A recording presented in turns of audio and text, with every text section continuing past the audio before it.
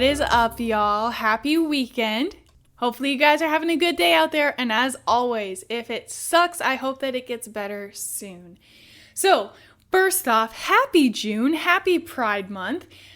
Our highlight episode will be coming out soon, so keep an eye out for that. Can't wait for y'all to hear it.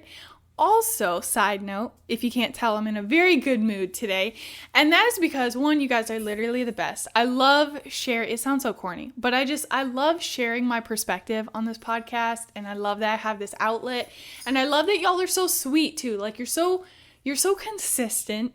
And I'm always so happy whenever someone reaches out and they're like, hey, I love this episode or that episode, or dang, that was so relatable. I thought I was the only one that thought that, yada, yada, yada. I love that. I don't know. I feel like you guys are legit the best buds ever. And you're just so supportive. And so, yeah, this is very corny, but I was very excited to share this with you guys. I have some news, some updates for y'all. I was accepted to a tutoring position. It's all online. I can basically make my own hours. It's a perfect setup for me right now, and I'm so excited. I had a real job interview, and I was so nervous, but I was accepted, so yay me. I'm super stoked. It's gonna be perfect because I can start dabbling in English education in a formal sense. And so it's perfect for my resume, my PhD applications. I could not be happier. So I wanted to share my happiness with y'all. It's also my first real job after leaving the military. So I feel like it's a cool life experience for me. And yeah, I'm really happy with myself for taking that leap and venturing out to try something new. Anyway, that's my exciting news for the week. Also, this is your friendly reminder that if your friends aren't happy and excited for you, and if they don't celebrate the little wins with you, they suck and you should find more supportive friends. So, just my 2 cents. But enough yapping from me. Let's get into this week's episode on the overwhelming amount of information that is just jammed down our throats constantly on social media. And this is kind of in every realm, fitness realm, all of that. I'm focusing on the parent realm because that's where I see it the most, because that's what always gets me. So, and it's not even just that there's a lot of information coming at us at once, but there's a lot of misinformation, a lot of disinformation, and also lots of, dare I say, fear-mongering going on, especially for my parents out there. Y'all know me. I'm a reader. I want the best for my baby. I want to be up to date on evidence-based practices, all that stuff, right? And when I was pregnant, and even still now, the algorithms know. It's like they know what age your kid is and what realm you're in at that time and what is on my mind. And they just overload my feed with that content. And sometimes the algorithm will throw in some stuff that I wasn't tracking at all. And then I become, stressed about it as per the usual. It's like a little bonus gift. It's like a reward. And I'm not shy. I ask a lot of parents for advice about a lot of stuff because I like to gather all the tips, the tricks, like, okay, what are you doing? What are you doing? Did that work for your kid? Did it work for the second kid? So on and so forth. Because then I feel like I can just kind of get a general consensus and then make my own parenting decisions based off of that.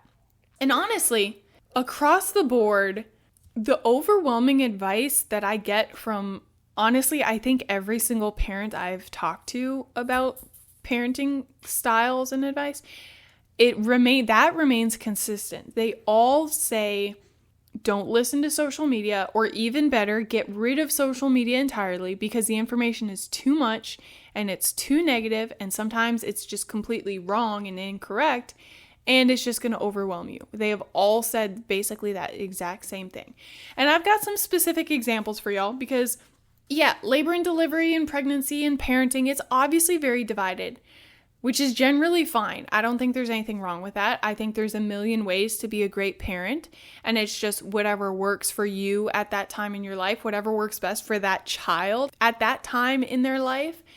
And then obviously you dip into some more controversial takes, if you will, like, okay, epidural, no epidural, pain meds, no pain meds, bottle feeding or breastfeeding or pumping or so on and so forth, vaccines, no vaccines. Everyone has an opinion on everything, which there's nothing necessarily wrong with that. personal preferences are, it's for the most part, that's all it really is. It's just like your preference, like I said, what works for you, for that kid at that time in your life. But then what I started seeing was a lot of conflicting information about baby stuff, but it wasn't just, oh, go all natural because your body was made to handle it, versus, oh, get the pain meds so that way your body isn't under unnecessary stress, so on and so forth. It was like, don't use a pacifier because your baby will die. Your baby's airways will develop incorrectly and it'll lead to, dramatically more ear infections and nipple confusion, and your baby will never eat properly again, etc., etc. And I was like, whoa, don't want that. And I'm not just seeing one TikTok video and calling that science. I found published studies on the negative effects of pacifiers. But then I also found multiple studies and guidance from the American Pediatrics Association that say using a pacifier under the age of 6 months dramatically reduces the risk of sudden infant death syndrome, or SIDS, aka use a pacifier or your baby will die. And yes, that's dramatic language, but that's inherently what they're saying. And so obviously, look at the context clues here. Who's really looking at this information and needing this information the most? Freshly postpartum moms. A lot of times first-time moms. So they don't have quite as much experience, so on and so forth. And what else is happening? Massive surge in and drops in their hormones, and their emotions are all over the place, and stress levels are high, and also the baby's crying, and also you haven't slept in 4 days. And so they're at a very stressful time in their life, but also emotions are running so high, and then you're like, yeah, let's just throw this very emotions-driven content that has very aggressive language and key terms, and that's not going to help anyone. And so it's kind of a hot mess, and it's kind of fear-mongering if you really think about it. And I mean, obviously, that is like very conflicting information, one way or the other. And they pose it as like, this is fact. This is not personal opinion, but this is fact. And this is only one example. There's a million more on neural development and best parental practices to avoid emotionally stunting the children or to avoid attachment issues. Don't even get me started on sensory play or screen time or eating styles or pace feeding or sleep training or the 1,000 other things we have to think about with kids when you want to be a good parent, and our incessant scrolling through all of this content created for interactions and reactions on any level, good or bad. It does nothing to help ease our worries. Honestly, I'm not surprised at all that postpartum anxiety and postpartum depression are record high when we're constantly being fed all of this information and comparisons and fear-mongering 24/7.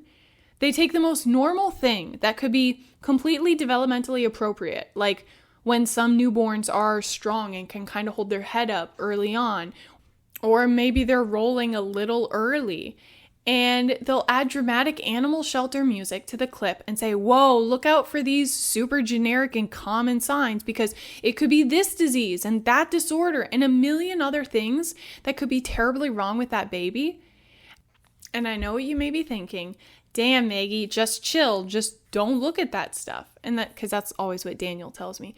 But the problem is, for me, once I read something or hear about something, it's very hard for me to just disregard it and forget about it, even if I know it's not super legit, or if it's something that maybe it's legit, but I'm just choosing not to prioritize it right now. Another example, like I wound up on an algorithm loop of pediatric occupational therapists and physical therapists, and they were talking about how lifting the baby's ankles to change the diaper was dislodging their developing spinal discs and causing damage and misalignment and all of these patients that they were seeing now because of it, and we should be rolling them to the side or doing frog leg position to change a diaper, all this stuff. And I'm like, come on now. It's like, now we're changing diapers wrong. Like, it's seconds that we're doing this. It can't be that bad, right? Like, we've always done it this way, whatever. And like, my thing is like the baby themselves, like they'll pull their legs into the same position to play all the time. That's why it's called happy baby, as like the yoga pose. And I chose to ignore that. I'm like, you know what? Whatever. I'm not choosing to prioritize that. But you'd best believe every other time I change a diaper, I'm thinking, is this hurting her long term? Like, and I just don't know it yet because of my own ego and not wanting to accept that maybe the way we've always done things isn't the best. And I was just about over all the social media mom talk side of things, and I was doing great about just vibing with my baby bean, doing what I felt was right, and then one video slipped through the cracks. And I will say, it was very legit. Like, the content creator seemed pretty good, actually. Like, very reasonable. Someone I'd actually maybe want to follow and listen to. She was a pediatrician of some flavor. I can't remember her exact specialty or whatever. And she has kids of her own. And she was talking about eating habits and starting solids. And I don't even remember what the point of her video actually was. But she just kind of nonchalantly threw in something along the lines of, well, obviously we prioritize iron and zinc in babies over 6 months when they're starting solids, especially when they're exclusively breastfed, and yada, yada, yada. She continued on with her point. And I'm like, wait, what? Sorry? We're supposed to be doing what? We're supposed to be prioritizing what? What? And because I knew about vitamin D because they prescribed it like right off the bat. But that was kind of it. I didn't know anything. My pediatrician, no one told me anything about iron or zinc. And so then I looked into it more, and apparently, I discovered this now, babies get their stores of iron and zinc and all the other necessary nutrients from the placenta, right? We knew that during pregnancy. And then by 6 months, they're losing their natural stores of it, which is why we need to supplement with real food. Iron helps red blood cells produce a protein that carries oxygen through the body. Pretty important. And it helps with brain development. And zinc is super important for cellular development and growth in their immune system. Also very important. So then I'm sitting here like, dude, have I been feeding her enough iron? Like, does she get any zinc in all? What even has zinc in it? What have I actually even been feeding her these past few weeks, right? Because I feel like she just started solids and they were like, it's just for play, it's just for fun, sensory input. She's not really like, I was always kind of told like, hey, in the very early stages, it's just for them to get a taste of things and for them to explore different textures in their mouth, on their tongue, what it feels like, yada, yada. But now she's like almost 8 months old. And yeah, they're like, oh, well, iron and zinc and blah, blah, blah, all these nutrients. So I'm like, ooh, yikes. And then I'm discovering also, because now I'm down this rabbit hole, right, of starting solids and what nutrients they need. And obviously allergens got brought up. And my pediatrician did tell me at the 6-month appointment, like, hey, start all of your allergens. The sooner the better, yada, yada. And they told me early and often, which I was like, what does that even mean? Like, how often? Like, multiple times? Total before a year? Like, what does that look like? I'm doing more research, and I discover early and often actually means like 2 to 3 times per week. So then I'm like, bro, I definitely haven't been feeding her lobster every 3 days. That definitely hasn't been happening. I'm not gonna lie, I caught myself spiraling just a little because of it, and then I'm like, nope, I'm not falling into this trap again. She's been getting plenty of fruits and vegetables. She's trying new things. She's happy. She's healthy. I just got this cute little fridge magnet of First Foods with check marks. But I'm going to kind of revamp it to be like, okay, what are you eating every week? And then I check it off as she has it. So I can kind of see at a glance, like, okay, how often are you getting these different food groups? How diverse are the food groups? How often are you getting all the allergens? Yada, yada, yada. And it'll be fine, right? Like, she's so little still. We survived off of UV Blue and pizza rolls and red dye 40. Like, I think she'll be okay if she didn't have red meat for a week or so. I think she'll make it, hopefully. That's what I'm telling myself anyway. But it's tough too, because as a brand new parent, I don't know, maybe this was just me, maybe I'm on my own here, but I feel like it's very common to second guess your mom instinct because what if it's wrong? You've never done this before. Or what if you're listening to the wrong advice? And I don't know, like you want to do everything perfectly. You've got such a perfect little baby bean. You want to do the best you can. And the algorithm feeds on that, right? Like it knows. It's like the parasites want you to be stressed and doubtful, Just kidding, but not really. And the other side of the most advice I've gotten so far from other parents, it's to always, always, always do what feels right for you and for your baby at that time. Trust your mom instinct, trust your baby, and things will work themselves out.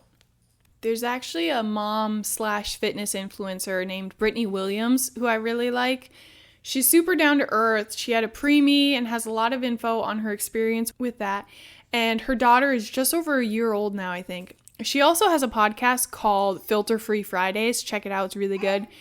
But I reached out and I'm like, hey, how do you recommend navigating all of this that we're getting hit with on social media and just the influx of information being thrown at us every single day? And I loved what she said. She said, quote, I think you have to decide what's actually important to you and what's not. Part of being a parent is understanding that you won't be able to do everything right and they will learn to adapt. That's part of the process too. Not everything has to be science driven. It can be baby driven. You follow what your baby responds well to because the goal is a happy baby, not a scientifically perfect baby. For example, we sleep trained and her daughter immediately started sleeping on her stomach. I'm sure there's 1,000 articles that say not to do that, but the girl went from never sleeping through the night and doing 45-minute naps to sleeping 11 hours straight at night and 2-hour naps during the day, almost instantaneously. I don't care what science says about it. Clearly, that's the best option for my kid. She's chosen to sleep on her stomach and is happier because of it. Things like holding their ankles for diapers, for me, that's a couple seconds a day of maybe a bad position. But if I spend my day doing other things that are hip healthy and beneficial for her posture, like tummy time and having a footrest for her high chair, activities she does for hours each day, then I feel like I'm doing my job to balance it out and to support her body. Billions of people have done this before us successfully without the information we have today. I think you have to remind yourself that success isn't doing things perfectly. Success is a happy and healthy baby and making choices that support that. If you end up making the wrong choice, but you did it with good intentions, then you can't hold yourself under regret forever because you did your best. Unquote. Isn't she just the sweetest? And I'll add to what she said too. If we do make a mistake, because let's be real, it's gonna happen, right? It's probably going to happen many, many times. I think our babies can learn more from how we respond, react, and press forward from that mistake than by never making a mistake ever in the first place. I don't know. That's just my thought. But why am I talking about all this? So partly to vent, right? It is kind of cathartic for me. And y'all, like I said, y'all are my outlet. Also, partly to encourage myself to ignore all these people and just trust my mom instinct. And also to remind you all that you are doing the best you can. You are doing enough. Your baby loves you. You are their favorite person in the whole wide world. And just keep doing what you're doing. Remap your algorithm. It takes time and it's kind of some work to get it to remap, but it's worth it, I think, in the end.